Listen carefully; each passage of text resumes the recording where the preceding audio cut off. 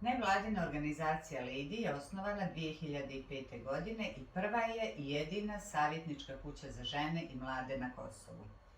Neke od naših svakodnevnih aktivnosti su individualna i grupna psihosocijalna savjetovanja, profilizacija članica, njihovo orijentisanje u karijeri, podrška u samozapošljavanju, posredovanje pri zapošljavanju, treninzi, radionice, organizacije konferencija, okruglih stolova, sajmova i sl.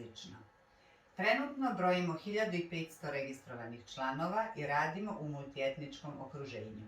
Naša organizacija je apolitična i ono čime se posebno ponosimo jeste brojka od 128 aktivnih volontera različitih profesija spremnih da uvijek daju svoju podršku i doprinos u zavisnosti od potreba.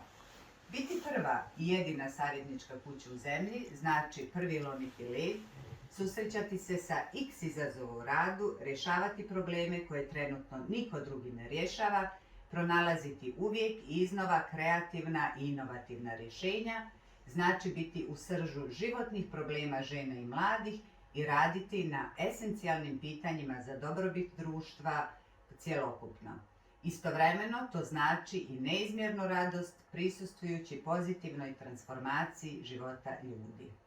Sve ove godine sam prisustvovala svakom većem događaju u regionu koji se bavio pitanjima žena i mladih te imala priliku upoznati veoma drage i sposobne žene koje su se u svojim zemljama bavile problemima žena i ženskog preduzetništva. 2018. godine na inicijativu nevladine organizacije Lady u Prištini osnivamo krovnu organizaciju pod imenom Balkan Women Association, sazdanu od 6 jakih ženskih nevladinih organizacija sa prostora Zapadnog Balkana u cilju jačanja, razmjene iskustava i podrške žena i mladih svih naših prostora i šire. Na pitanje šta je presudno da žena napreduje u karijeri, odgovorila bih da je to prvenstveno njena sposobnost, sklonosti njene, karakter, kao i njene vještine i opredjeljenje za cjeloživotno učenje. Naravno da važnu ulogu po ovom pitanju čine i njeno obrazovanje, podrška partnera, porodice i neizostavno podrška tima sa kojim radi. Na sve to bih dodala i podršku profesionalnog savjetnika koji je prati kroz njenu karijeru. Uspješna žena menadžer i žena lider po meni je ona žena koja uspije pronaći duševni mir i harmoniju između privatnog i poslovnog života.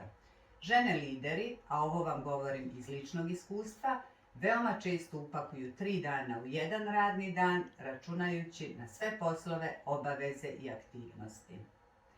I na kraju, ono što mene ispunjava na privatnom planu, jeste istina da su ljudi ti koji biraju svoje puteve. A ja sa sigurnošću mogu reći da moj životni put ne bih mijenjala ni sa kim.